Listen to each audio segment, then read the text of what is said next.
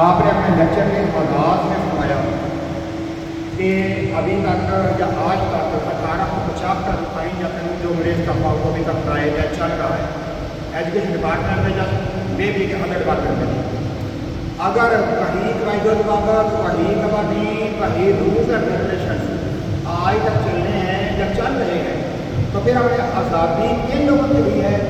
تو کیا آپ یہ سمجھتے ہیں کہ پاکستان بنانے کی ضرورت تھی؟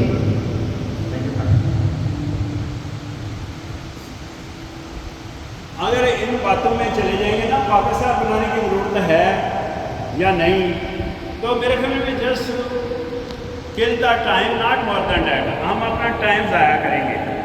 میں جنرلی بتا دیتا ہوں کہ آج کے دور میں ہر آدمی دعویٰ کرتا ہے کہ پاکستان ہم نے بنایا. 1849 میں انگریز نے قبضہ کیا 100 سال حکومت کی.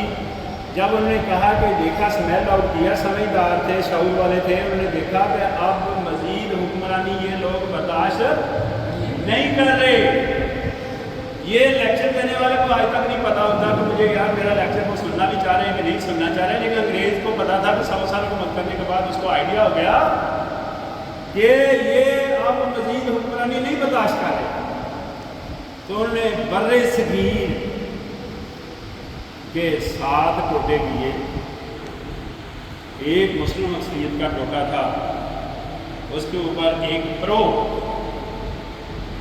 ٹائی والا بندہ برطانیہ سے لائے اس کا نام قائد محمد علی جناح تھا اور انہوں نے اس کی قیادت کے لیے اس کو لیڈرشپ دی. آگے سارا سبجیکٹ میں وائنڈ اپ کر رہا ہوں. آگے قائد نے اس مٹی سے بے وفائی کی تھی. قائد نے نہایت ایمانداری سے خلوص نیت سے اس پر کام کیا لیکن اس کو موقع نہیں ملا کام کرنے کا. ادروائز ہو سکتا ہے کہ اس میں بہت زیادہ بہتری آتی ہے. انہوں نے تو پرو ہونے کی وجہ سے پلان کیا لیکن قائد کا تعلق اس مٹی سے تھا اس سرزمین سے تھا. انہوں نے پوری ایمانداری کے ساتھ اس پر ورک کیا اور خاصی کامیابی حاصل کی.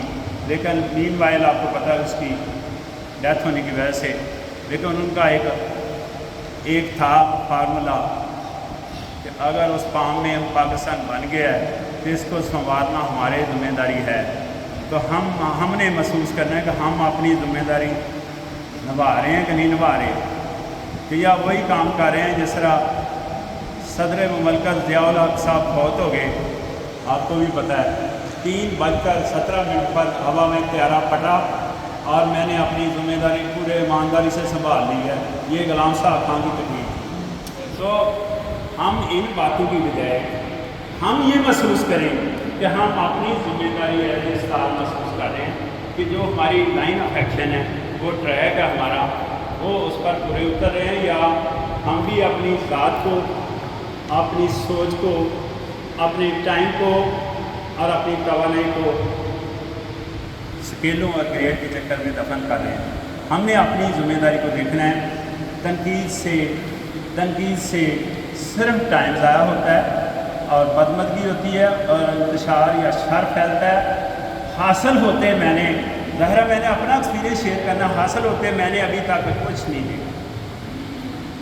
جبکہ میں اس اسکول سے پڑھا ہوں جہاں 2 ڈائس ہوا کرتے تھے.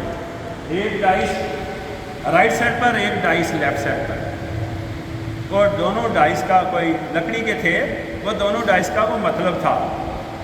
آج کہاں ہیں دونوں ڈائس آج ایک ہی آدمی بول رہا ہے تو سمجھ گئے کہ کوئی فائدہ نہیں ہے اس پر. جی بھائی نیکسٹ.